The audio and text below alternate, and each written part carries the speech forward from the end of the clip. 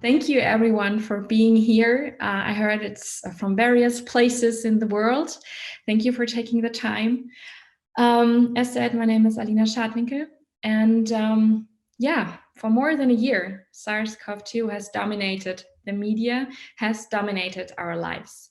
And since the very beginning, people have been demanding information, such as what type of virus is this? What can it do to my body? How infectious is it? How long will it stay in our lives? I mean, that's all questions.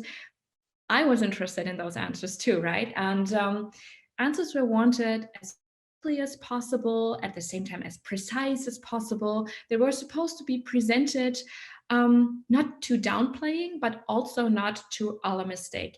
And as Angela has just put it, that's quite challenging. It's a challenge for journalists, no matter what department they're working at, but obviously also for science journalists. What's uplifting? That's maybe a bit of a spoiler. I'd say that science journalists altogether did a pretty good job within the last month. At the same time, we as the science journalism community, and that does include scientists or science communicators as well, of course, we're pretty sure all of us were struggling more than once within the last month. It's been an extraordinary year.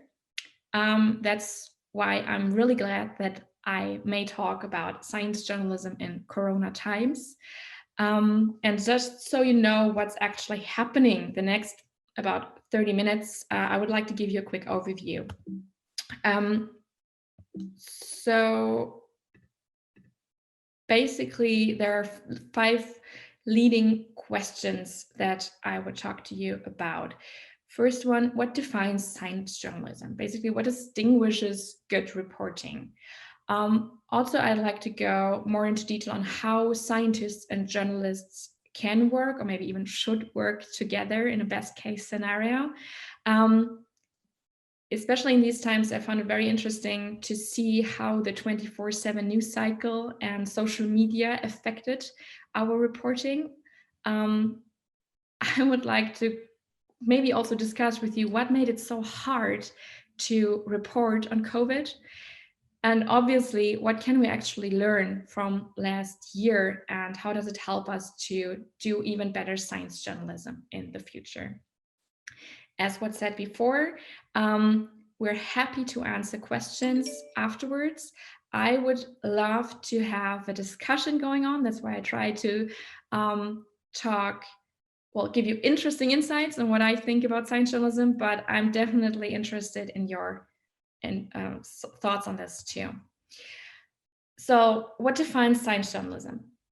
There are many people in Germany who are looking for credible sources in times of uncertainty, who ask, who question the given standard or the so-called standard, who want explanations and preferably simple answers, but not only simple ones.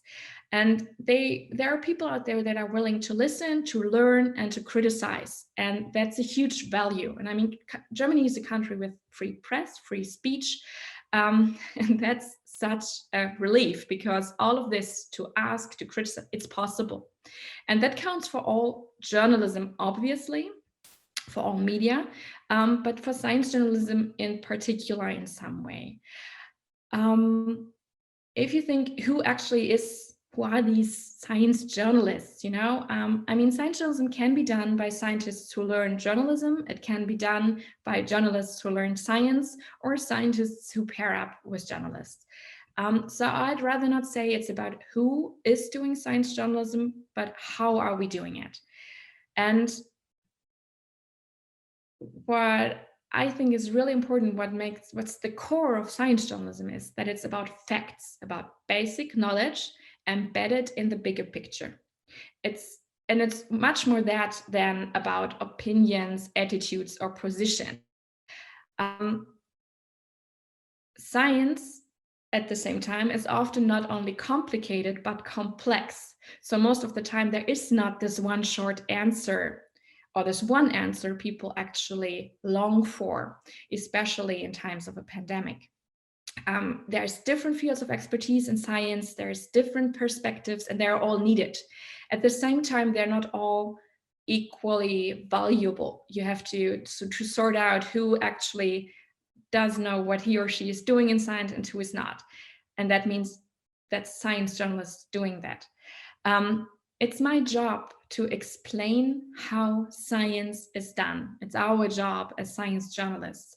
And it's about explaining results of scientific studies to a general audience. But it's also the job to have to distinguish between well-supported and rather weak conclusions. Because let's be honest, not every publication is as great as the other. There are sometimes flaws. Some studies have been done really small. It's good that they're all out there, but it's hard to see through sometimes. And yeah, so that's definitely one of the core jobs. And also science journalists have to check if there are possible conflicts of interest on the part of the scientists. So it's not only to present results and to embed them in the context, but it's also to look behind, check what are those people, who are these people doing it, and to be critical. So the key questions science journalists should always ask are, what is the actual news? What is considered certain? What is still unclear? And to convey who actually knows this and how well. And when we're selecting experts, science journalists should know who has a good reputation, who knows in his or her field especially well what's going on, and how are these people connected to other people from different fields. And that actually is something that, or where science functions differently from politics. And that accounts for science journalism too, obviously. Science journalism aims to enlighten and to gather knowledge. It's not about winning votes or to support one famous person or one very huge character. It's about the facts. But at the same time, being different from political journalism does not mean that science journalism wouldn't be politically, socially, or economically significant. It's on the contrary, and that's something we've seen within the last year. So the job certainly includes explaining, but as well listening to our audience and rethinking our reporting. And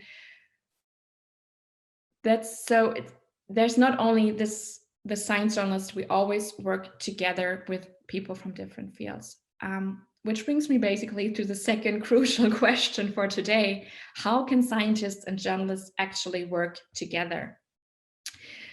Well, first of all, I think we should acknowledge that it's two different jobs with different interests.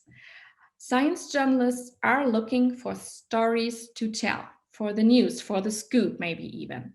And we do that because we're convinced that there are results and stories that have to be told. We are aware that there are developments and discussions that are better when they are supported by science. And in order to do that well, science journalists have not only to look at the latest publications, but as I said before, looking at the people doing the science. And that's nothing personal, that's just baseline for good research. And while doing so, we have to be aware that media outlets compete for readers. And readers are attracted to short and exciting captions, for example. That obviously can conflict with the scientific need to be ultra precise. But then just please, to all those scientists listening right now, trust us, good science journalists know what they are doing. And in the best case, it's correct and it animates the audience to click, to read, and to share. And I think, and I often experience that that's exactly the point where the scientists come in again. Because then you can go into a discussion, you can talk to your expert and say, hey, look, this sentence way too long, no one would read it, that's too complicated, how can we say it in easier terms? I make a suggestion, I've got experience, what do you think of this? And then you come best case to a conclusion that works for both sides. I said it's two different jobs. So looking on the scientist side, scientists work to discover answers often for years and with sometimes numerous failures. And they repeat experiments multiple times to verify results. They recognize that failed experiments can be as helpful as those that were successful. And answers are built up on observations and collected data. It's about being exact, repeatable, observing, you name it. And science is a process. I mean, most people know by now what scientists have known so much longer. Science is a process. It's definitely something the public has learned, especially within the last month. So there are two groups coming from different sides. And in order to work together, we need to acknowledge that it's two different jobs, but we should be happy about it because good scientists and good journalists actually have a lot in common. For example, we are both curious, we are both courageous, I would say. We are creative people, critical thinkers, best case, really open-minded and free of bias. And some of this that I just said, some is given and some we have to work really hard for. So it is, I think, crucial for good science journalism and also for good science that we take each other equally important. I mean, why do the science without letting the world know about it? How to explain why did I do this for years and years and repeating myself and failure and what so on, and then nobody knows it? Because knowing, well, it's important to know that the world out there does not read Nature. They do not read science. Some of them do, obviously, but if you want to go to the wide public, if you want to reach as many people as possible, you need science journalists to translate all that hard work and in-depth research to a wider audience. Yeah, so I just think in the end, it's all about establishing partnerships in some way. Don't get me wrong, I'm not saying that each scientist has to do that. I totally get that. I mean, it's a full-time job to do experiments. But in order to get out the message and to tell people why it's important to know something, it is important to talk to journalists. And in order for us to tell the right story and to stress the point why something is important to know and how it fits to the context, it's important to talk to scientists who know better than I do what they've been working on. So, for example, and it doesn't, those partnerships, they don't have to be huge, they don't have to be big. I feel like a partnership already starts or is established when you talk to experts for a certain article, basically for every text. You can do it also in longer term projects. For example, Spektrum is currently working on a planetary interactive graphic, and without help from people knowing the data and the software that's available, we would never get a tool, or it would take us much longer to get a tool that works for a wider audience, that is playful, that is, everybody can understand it, it's fun to use, and you actually learn it. I need experts for that. Different example, I'm pretty sure everyone here has heard of it, is the Corona Update podcast from the NDR.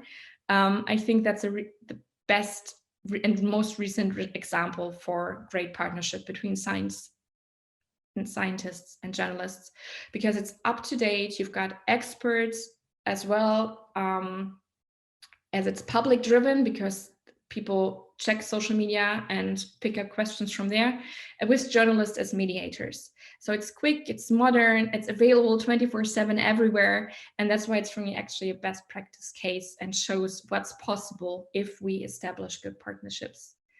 Again, a partnership, you talk on eye level, that's for sure, but it also allows you to ask critical questions. And that's nothing that one should take personal, neither side should. but we have to ask also questions that hurt sometimes in order to get the story out, to be transparent and everything. To what extent do social media and the 24/7 news cycle affect our work?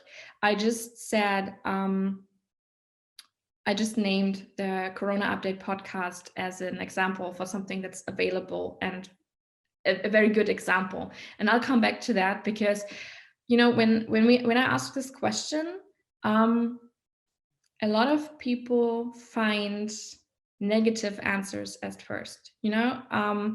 I mean, something happens somewhere every time, and everyone is able to see it because everything's online so quick. News travel faster. They travel as fast as never before. Fake news as well, or misleading information. And at the same time, it's so much harder to right or wrong than to spread the fake news. And so much information circulates without context. And that makes it harder to filter what's important to know. Honestly, it's exhausting sometimes. It's hard to keep up. Who wrote what, when, why? Why did this person wrote this? And saying this, I can say this as a journalist, but I know that it's even harder for our audiences out there. And there are so many places you could be. You've got websites, you've got Facebook, Instagram. Then going away from those platforms, you can check something mobile or on your desktop. You've got video podcast tests. There's so many possibilities and so much going on all the time. It's really hard to keep up. And that certainly is a challenge. But it's also a chance to grow and to get better.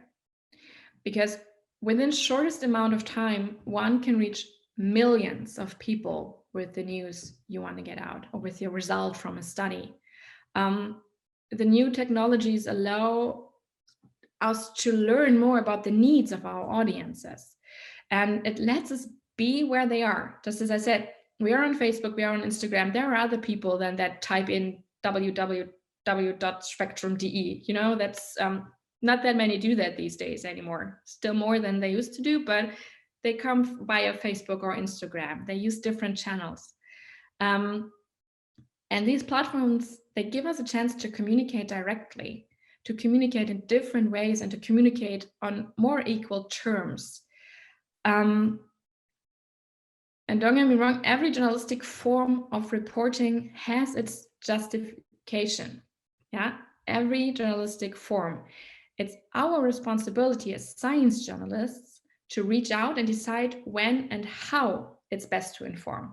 Should it be a quick news followed by an in-depth piece, just the news or just the in-depth piece? Should it be a live blog, slow blog, you name it? There are different options, and it's our job to decide what's actually the best case for this story, for this news. So I think for me, it's important to say that often one feels pulled along, washed away even from everything that's going on. But as good as we can actually filter and as we decide in what form we tell something or we bring out information, it's up to us to stay calm, to lean back, to take a breath and analyze the situation. And even though it doesn't seem like it often, and I'm talking from experience here, we still do have the time to do so. I'd even say it's more crucial than ever that we take this step back, take a deep breath and check what's actually going on out there.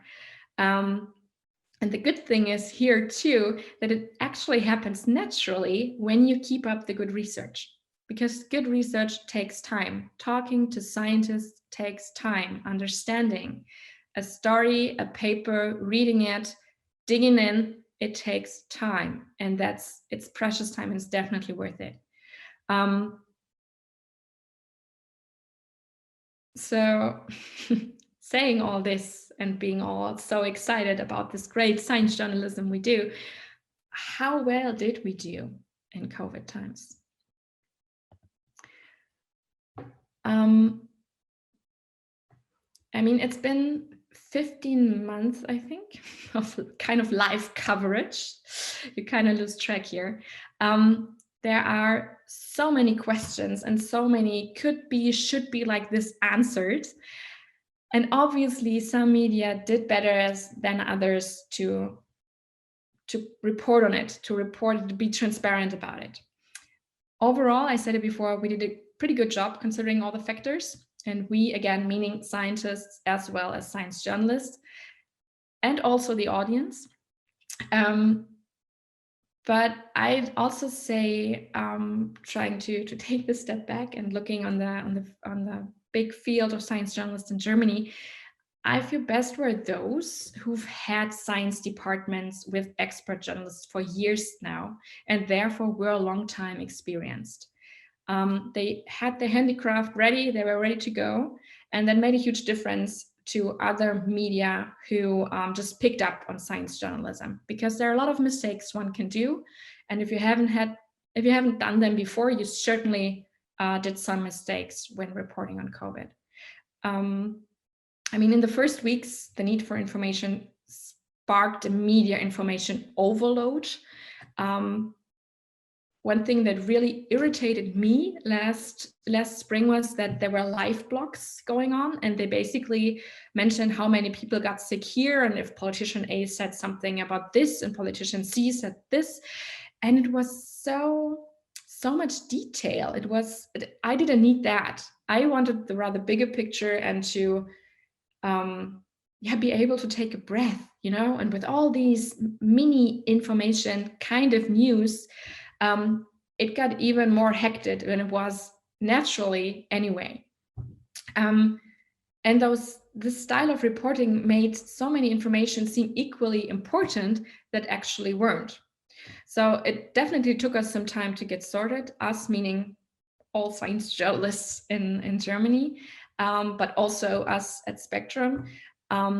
We had to filter these dysfunctional details from those that were necessary, also to flatten the curve. And it took some media more time than others to get on track. I don't have to lie about that. I know that we had discussions for several weeks every day. Is this actually news reporting, or is this misleading? Then you decide, no, I don't want to report on that, but several other media do. So you're suddenly in this position saying, okay, now the news is out there. Maybe we should raise our voice and give that information around it, because otherwise everyone's distracted by something they should not be distracted about, at least in our opinion. And it didn't help that the corona crisis is a matter of national interest with political, social, and economical consequences. I mean, first, it's an emotional topic. And when you as a science journalist just stick to the facts and you're analyzing everything, you can easily come off really, really cold, because you don't feel for all the people that are affected out there. And so you have to find the right tone. And at the same time, so second, not only science journalists covered corona, but others too. And some of them were not even aware of the points, or I might even call them rules, in which science journalism differs from others. So maybe just an example, preprint studies were suddenly handled the same as peer-reviewed studies by some people out there, or some media decided to start campaigns against virologists, or there were misleading discussions on wearing masks because people had a political agenda. That definitely made our job as science journalists harder, and it might have even been harder for some scientists who had to get out of their comfort zone and say things in a way that, even if they did not intend to, had a political touch right away. So it's definitely been an extraordinary year. I've never experienced reporting like that. But what made the job not only more important, because I really felt that these were months, the most important ones in my life of being a science journalist. I never had the experience that I could answer so many questions, help so many people, that it was so important to give an overview, but at the same time, it was harder than ever because this live coverage did not only happen at work, but also at home. So for quite some time, covering COVID-19 felt like running a marathon without markers. You never really knew where are we at. And in the bulk of runners, there were some that didn't train for it either. Some even setting up hurdles. I mean, just think of unnecessary petty debates, also going politications. I said mask already. Some reliable knowledge got lost in those discussions. And it was annoying, that was unnecessarily stressful, at least to me. It was tiring. And there were some people in the international field, I've pulled up 2 quotes here, that said, well, we had to quit because it was so stressful. We couldn't, we had all those discussions at home, and we had them out there.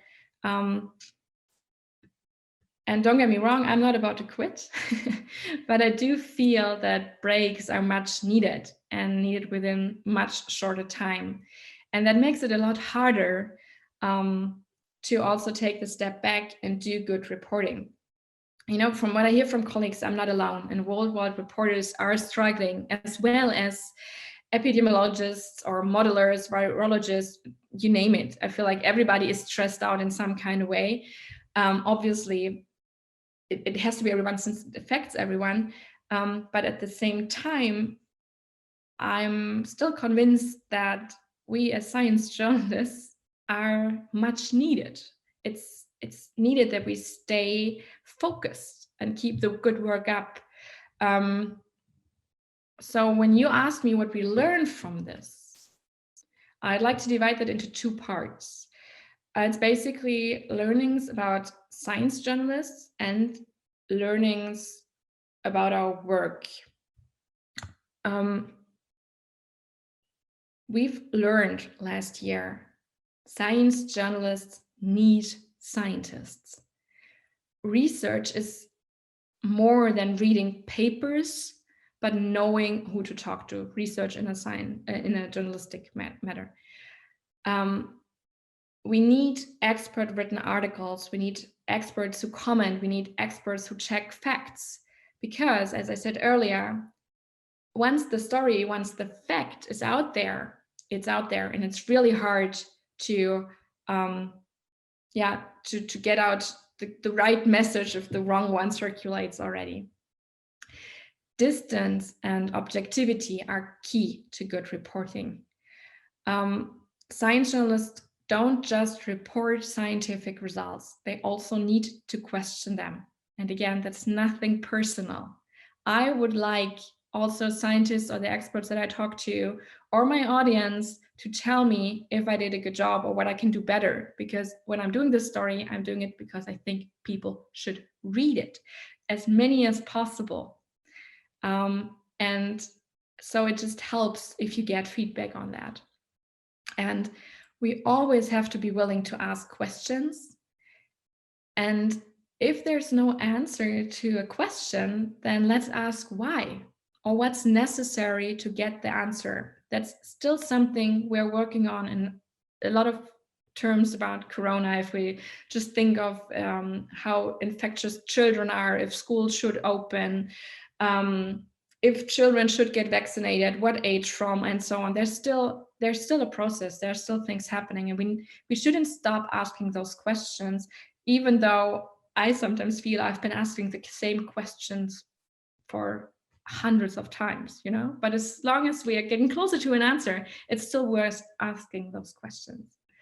And to be honest, there need to be more of us. There need to be more science journalists. There need to be more journalists working together with scientists. Media worldwide should invest in science journalism because it has been proven that it's a profession. Science journalism is a profession, such as political journalism or sports journalism, and you need to train for it. And it takes years to get really good at it. So we need to invest now, and we need to grow. seldom has it been so important to communicate science well as in these times. People they really long for depth information. And it's important to look back and to reflect what happened and to learn from it. Journalism is changing as constantly as everyone else, and it's not a choice, it's a must. Let's say I think it's a duty as journalists to adapt to the needs of our audiences. And if you ask why, it's because in the first place, it's not about reporting for ourselves successes or to get more subscriptions and make money and keep the business flowing. Obviously, we have to take that into account. And feel free to call me idealistic, but we have to do this mainly for one reason, and that's to inform, to sort false from right, and to give guidance. And yeah, so if there's something we should be even more aware of in the future, I'd name these things. Be aware that people are smart. The public is eager to understand even complex topics. And the people out there acknowledge research and transparency. At the same time, don't be afraid. Neither as a scientist nor a journalist, we don't know yet. It's just normal to not know everything at this moment. Don't be afraid to say, we don't know yet, but I'll try to find out. We're working on it. And it's really important to engage with your audience. Take them seriously. Take their feedback seriously. They know the questions that need to be answered. And then spread the information you dig up for them as variable as possible. Use text, graphics, podcasts, video, use your website, go into these Facebook groups, be on Twitter, Instagram, I don't know, print out stickers. Some colleagues did that, print out stickers with the basic message and just get it out there. And be aware that there are some people that you'll never reach. That's okay. I'm not saying ignore them or don't ignore their lies or their campaigns, but don't try too hard to convince them that they are wrong and you are right. Instead, try to reach those who haven't made up their mind yet, because it saves you time and energy, and it gives you the good feeling that you actually made a difference. Within all this, as it wouldn't be enough, please accept the fact that you make mistakes. I mean, people surprisingly often don't mind mistakes as long as you take them seriously and learn from them, and if you're transparent about it, why something happened, and that you changed it, that you corrected yourself. We did some of that, this time meaning Spektrum der Wissenschaft, and it proved us right. I mean, we have grown intensely from about, I think, 6 million visits per month in 2019 to more than 7 million in 2020 and to about 9 million so far this year per month. And other news sites with quality science journalism have grown as well. So we can see at Spektrum D that it's COVID related. People were longing for the information on the pandemic and they seem to have found it.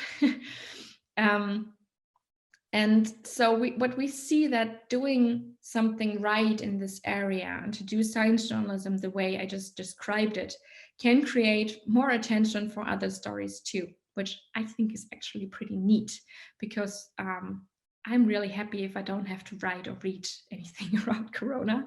I'm really happy to read something else. And it may be something like, I don't know, Italy allowed the hunt for endangered turtle doves. That was, so many people were interested in reading that, or China landing on Mars, or the climate crisis. By doing a good job now in these intense times, we actually help people out there to respect science journalism, to understand how it works, and to trust it.